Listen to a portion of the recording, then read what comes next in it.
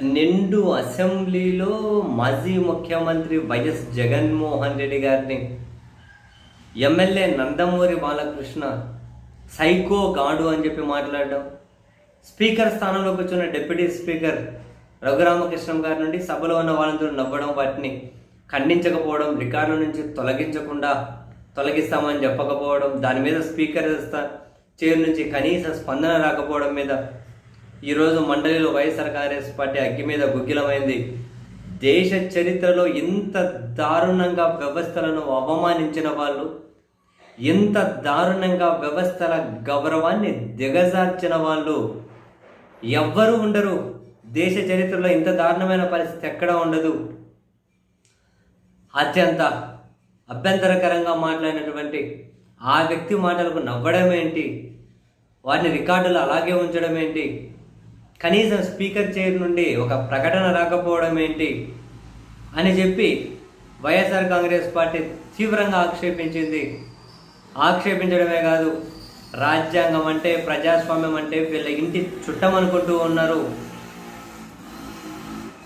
వీళ్ళ సొంత వ్యవహారం అనుకుంటూ ఉన్నారు. జేబుల్లో చేతులు పెట్టుకొని, నెత్తి మీద అద్దాలు పెట్టుకొని, ఊగుతూ తూలుతూ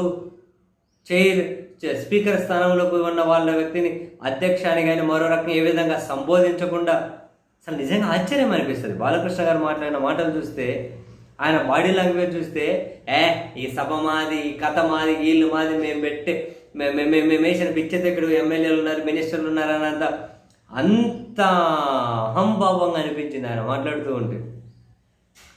స్పీకర్ చైర్లో ఉన్న వాళ్ళను కనీసం గౌరవంతో సంబోధించడం కూడా సంబోధించలే, అట్లా బా అంటున్నారు. చాలా దారుణం. దీన్నే వైసీపీ ట్రిగ్గర్ చేసింది. స్పీకర్ని ట్రిగ్గర్ చేసి ఇదేం పద్ధతి, రాజకీయంగా ఏ స్టేజ్ వరకు అయినా కనుక వెళ్ళిపోతూ ఉన్నారు. చివరికి వ్యవస్థల గౌరవాన్ని కూడా పణంగా పెట్టేశారు. ఇది మీ ఇంటి రాజ్యం కాదు, మీ ఇల్లు కాదు, ఇది ఎలా ప్రవర్తించాలో కూడా తెలియదా అని ఆయన ఉలుకు పలుకుంటుందా? జనాలు కూడా రియలైజ్ అవ్వాలి కదా, జనాలు కూడా ఆలోచించాలి కదా.